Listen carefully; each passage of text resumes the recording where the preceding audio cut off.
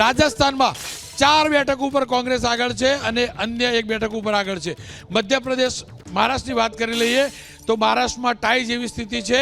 NDA ગઠબંધન 25 તો India ગઠબંધન 21 બેઠક ઉપર આગળ છે.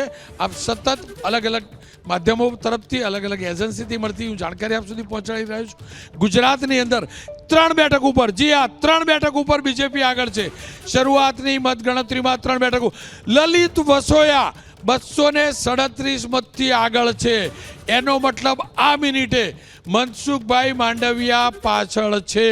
મહેસાણાની અંદર પણ, મહેસાણા બેઠક ઉપર પણ આગળ બતાવી રહ્યું છે. જ્યાં હાલ જાણકારી મળી છે પ્રકારે 18 બેઠક ભારતીય જનતા પક્ષ, 4 બેઠક ઉપર કોંગ્રેસનું ગઠબંધન આગળ છે. હાલ જે જાણકારી મળી રહી છે એ પ્રકારે પોરબંદર, મહેસાણા બેઠક ઉપર કોંગ્રેસ આગળ છે.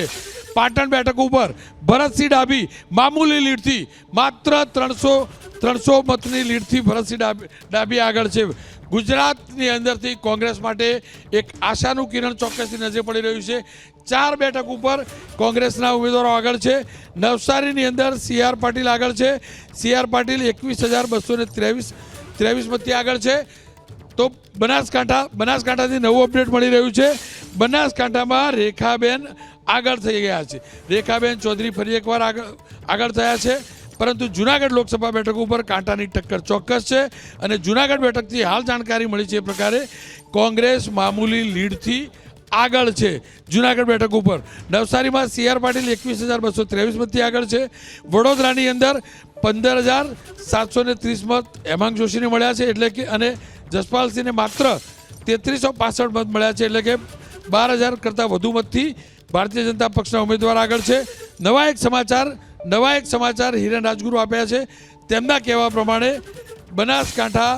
બનાસકાંઠાની અંદર કાંટાની ટક્કર છે. બનાસકાંઠામાં કાંટાની ટક્કર છે, કારણ કે શરૂઆતમાં એવા સમાચાર આવ્યા કે ભારતીય જનતા પક્ષના ઉમેદવાર આગળ છે, પછી સમાચાર આવ્યા જ્ઞાનીબેન આગળ છે, પછી સમાચાર આવ્યા કે રેખાબેન લીડ કરી રહ્યા છે, પરંતુ હાલ પાછા સમાચાર આવ્યા છે કે અહીંયા કોંગ્રેસના ઉમેદવાર આગળ છે.